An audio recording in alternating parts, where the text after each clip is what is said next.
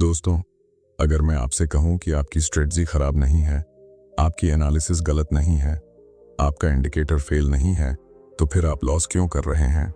सच कड़वा है लेकिन क्लियर है। एंट्री टाइमिंग बिगड़ी हुई है। मैंने अपने करियर में हजारों ट्रेडर्स को देखा है। वही सेटअप, वही चार्ट, वही लेवल्स। कुछ लोग पैसा बना लेते हैं और कुछ लोग लगातार लॉस में रहते हैं। फर्क कहाँ है?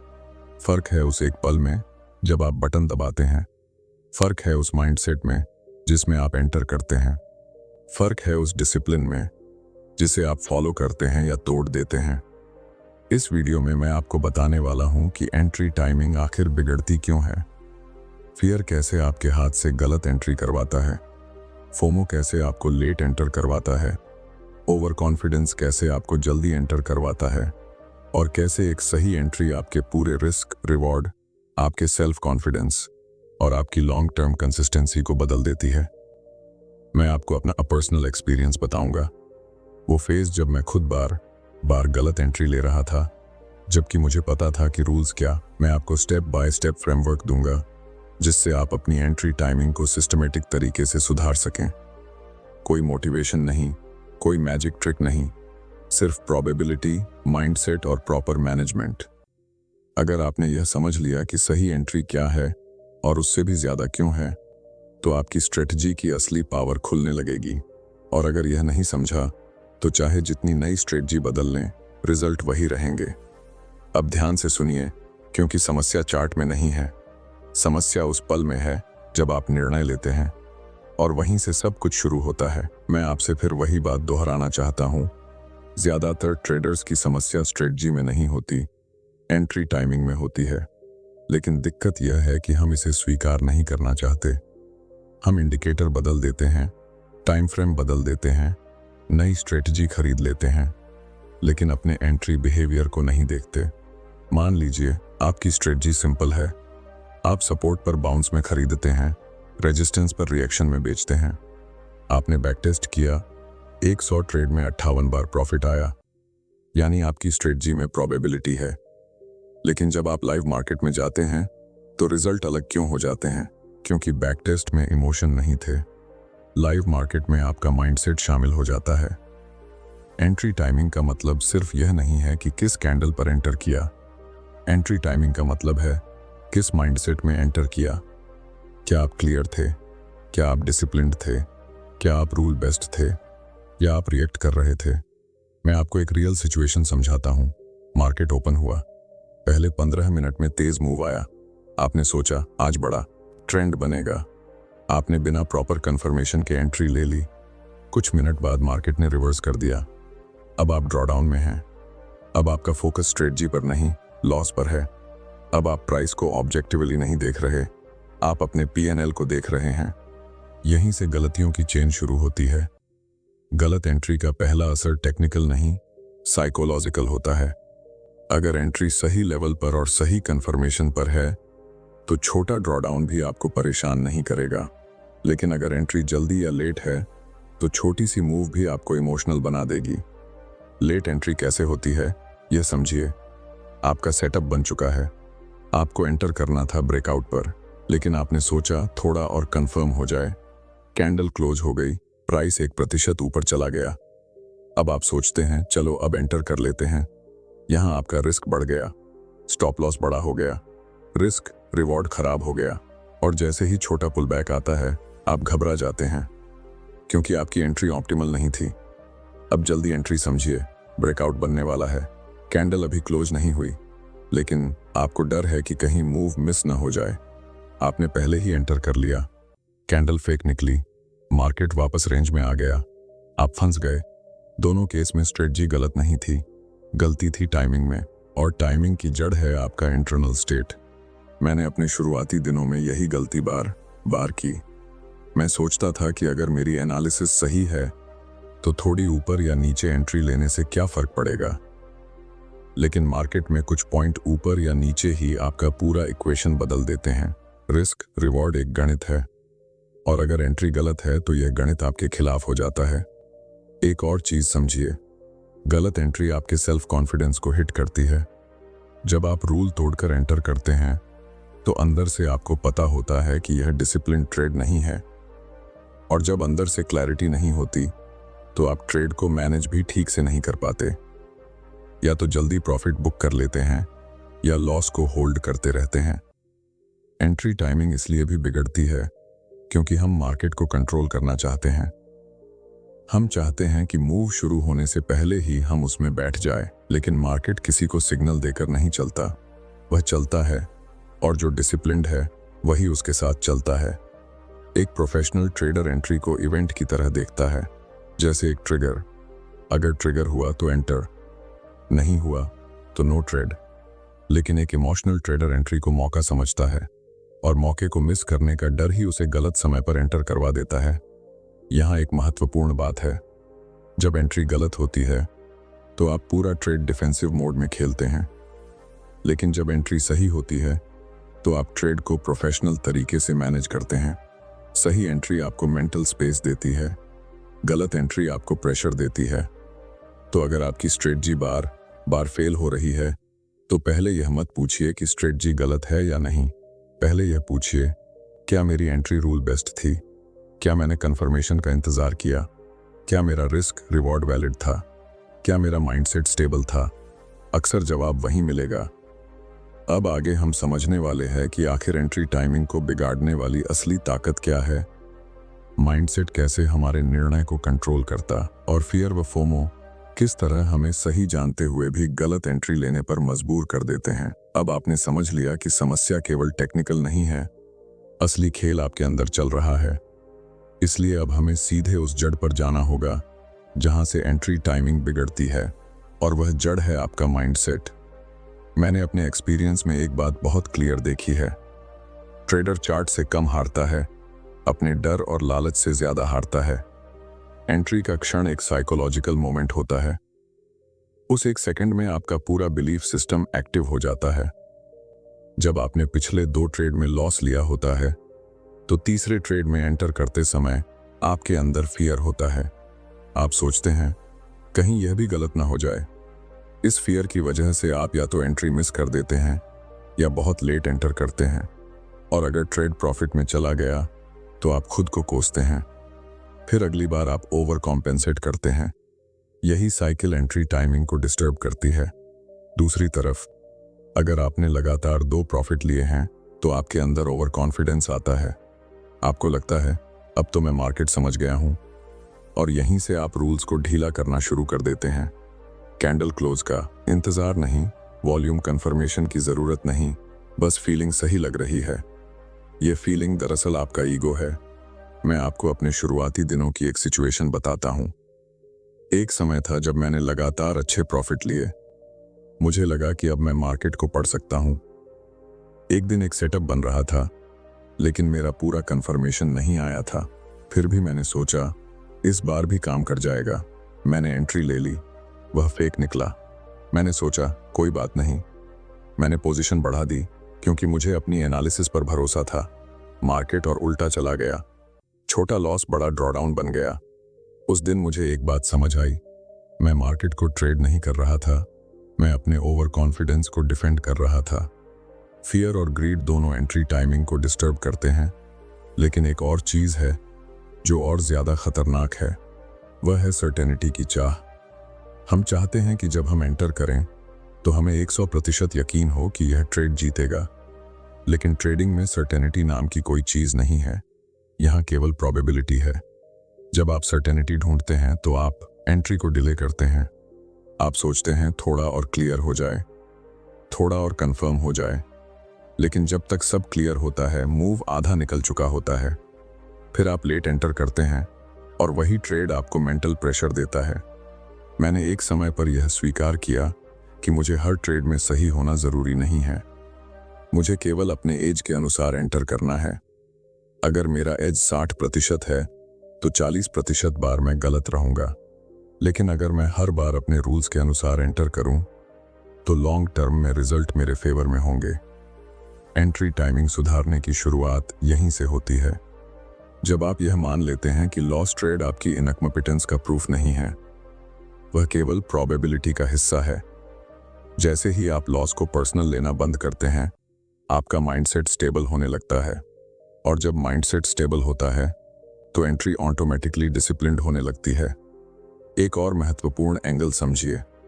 अगर आप ट्रेड से पहले ही रिजल्ट की कल्पना करने लगते हैं तो आप एंट्री ऑब्जेक्टिवली नहीं ले सकते। अगर आप सोचते हैं यह ट्रेड जरूर बड़ा प्रॉफिट देगा तो आप जल्दी एंटर करेंगे। अगर आप सोचते हैं पिछला ट्रेड गलत था, यह भी गलत होगा, तो आप हिचकिचाएंगे। दोनों ही केस में एंट्री टाइमिंग प्रभावित होगी। इसलिए एंट्री टाइमिंग केवल चार्ट पढ़ने की स्किल नहीं है, यह सेल्फ अवेयरनेस है, यह इमोशनल मैनेजमेंट है, यह अपने बिलीफ सिस्टम को समझने की प्रोसेस है। अब हम समझने वाले हैं कि इस माइंडसेट प्रॉब्लम को प्रैक्टिकली कैसे ठीक किया जाए, कौन सा स्ट्रक्चर्ड फ्रेमवर्क अपनाया जाए और किस तरह स्टेप बाय स्टेप अपनी एंट्री को रूल बेस्ड और कंसिस्टेंट बनाया जाए। अब सवाल यह है कि अगर समस्या माइंडसेट और डिसिप्लिन की है तो इसे ठीक कैसे किया जाए। केवल यह जान लेना कि फियर और फोमो एंट्री बिगाड़ते हैं काफ़ी नहीं है। हमें एक स्ट्रक्चर्ड फ्रेमवर्क चाहिए जिससे एंट्री प्रोसेस सिस्टमेटिक बन सके। मैं आपको वही प्रोसेस बताता हूँ जिसे मैंने खुद अपनाया। सबसे पहला स्टेप है एंट्री को ऑब्जेक्टिव बनाना। जब तक एंट्री फील पर आधारित है तब तक वह अस्थिर रहेगी। आपको अपने सेटअप को ऐसे डिफाइन करना होगा कि उसमें कोई एम्बिग्युइटी ना हो, जैसे ब्रेकआउट तभी वैलिड जब कैंडल क्लोज रेंज के बाहर हो, वॉल्यूम एवरेज से ऊपर हो, रिस्क रिवॉर्ड कम से कम 1-2 हो। यह सब पहले से तय होना चाहिए। लाइव मार्केट में सोचने का काम नहीं, केवल एग्जीक्यूशन का काम होना चाहिए। दूसरा स्टेप है प्री एंट्री चेकलिस्ट। मैं हर ट्रेड से पहले खुद से 3 सवाल पूछता था। क्या यह सेटअप मेरे लिखित रूल्स के अनुसार है? क्या मेरा स्टॉप लॉस लॉजिकल लेवल पर है? क्या यह ट्रेड मेरे मैनेजमेंट प्लान में फिट बैठता है? अगर तीनों का जवाब हाँ है तभी एंट्री, अगर एक भी नहीं है तो नो ट्रेड। यह डिसिप्लिन शुरुआत में कठिन लगता है लेकिन यही कंसिस्टेंसी बनाता है। तीसरा स्टेप है पोजीशन साइजिंग। गलत एंट्री का बड़ा कारण ओवर रिस्क है। जब आपका रिस्क बड़ा होता है तो आपका दिमाग सर्वाइवल मोड में चला जाता है। उस समय आप ऑब्जेक्टिव डिसीजन नहीं ले सकते। अगर आपका रिस्क कंट्रोल में है तो आप एंट्री को केवल एक प्रोबेबिलिटी इवेंट की तरह देख पाएंगे, और यही प्रोफेशनल अप्रोच है। एक प्रैक्टिकल उदाहरण लेते हैं। मान लीजिए निफ्टी में रेंज ब्रेकआउट बन रहा है। आपका रूल है कैंडल क्लोज के बाद एंट्री। कैंडल बनते समय ही प्राइस ऊपर निकलता दिखा। आपका पुराना बिहेवियर कहता है अभी एंटर करो, लेकिन आपका नया फ्रेमवर्क कहता है क्लोज का इंतजार करो। आप इंतजार करते हैं। कैंडल क्लोज के बाद अगर ब्रेकआउट वैलिड है तभी एंटर, अगर फेक है तो बच गए। यह छोटा सा डिफरेंस लॉन्ग टर्म में बड़ा फर्क बनाता है। याद रखिए, एंट्री में स्पीड नहीं, क्लैरिटी चाहिए। जो ट्रेड छूट गया वह आपका नहीं था, लेकिन जो गलत लिया उसका असर आपके माइंडसेट पर पड़ेगा।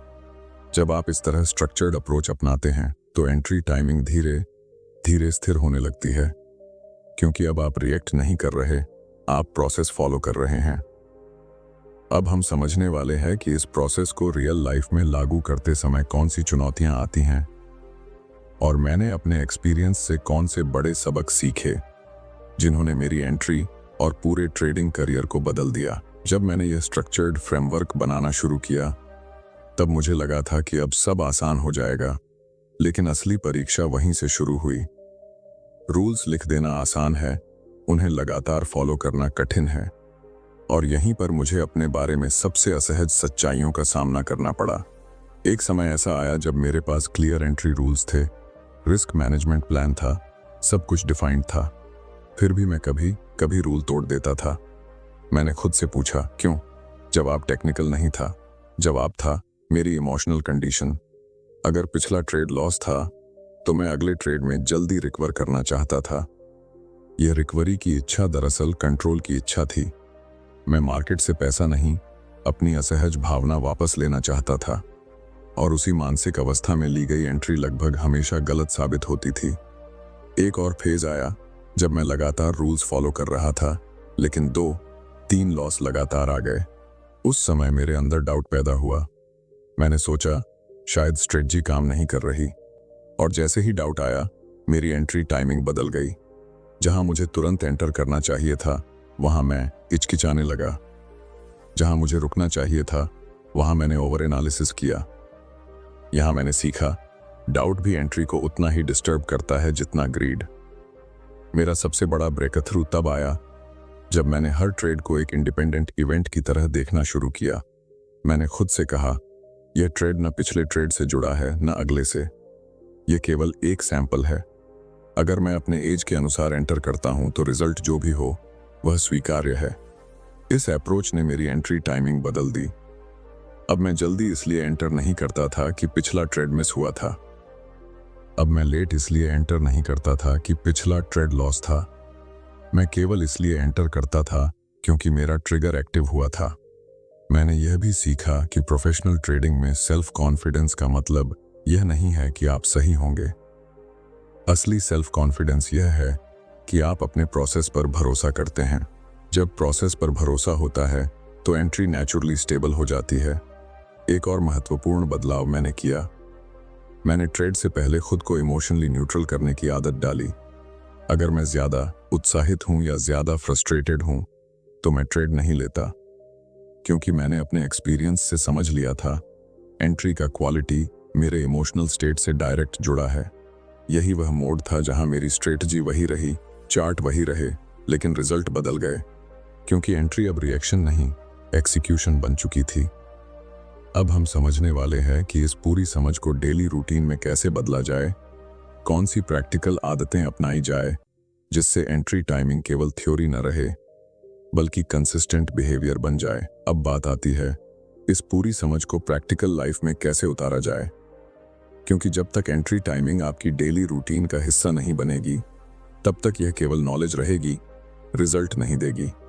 मैं आपको एक सिंपल लेकिन पावरफुल डेली स्ट्रक्चर देता हूं जिसने मेरी ट्रेडिंग को स्थिर बनाया।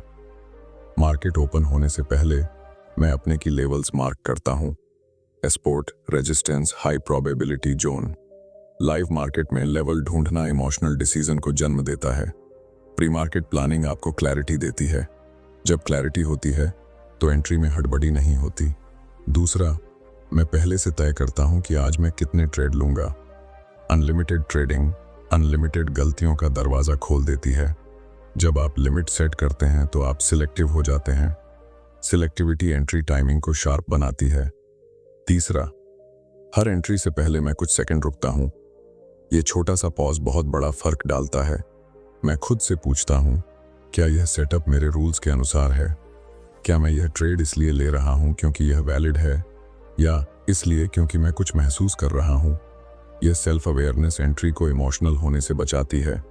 चौथा, मैं ट्रेड जर्नल रखता हूं, लेकिन केवल P&L नहीं लिखता। मैं लिखता हूं, एंट्री रूल बेस्ट थी या इमोशनल। अगर लॉस हुआ तो क्या वह सही एंट्री के बावजूद था या मैंने डिसिप्लिन तोड़ा था? धीरे धीरे पैटर्न दिखने लगते हैं, और जब पैटर्न दिखते हैं तभी सुधार संभव होता है।